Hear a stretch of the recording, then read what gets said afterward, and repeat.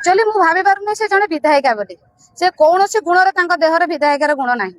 से गोटे भाषा शैली कौन से जानी ना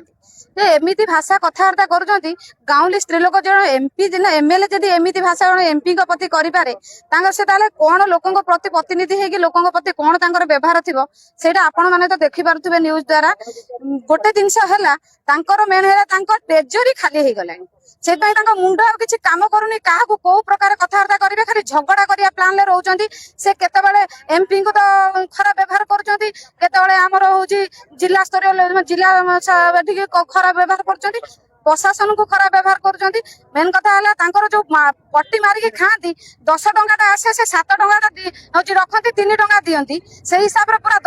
10 टंका लोगों पहुंची गला मुंड खराब हो जाए ट्रेजरी खाली हो जाए विरोध तो ये आरंभ है सहित आमको जोरदार लड़ाई करने को पड़ो आ जन देवा पड़ो 24 वर्ष है तुम करूल कौन आज जदि तुम पाल खंडे मागुच से पाल कहीं मगा होती आपण मैंने आवास ठीक ठाक दे था आज लोकों कौन कच्चा घर अच्छी कौन लोक आज पाल आवश्यक पड़ा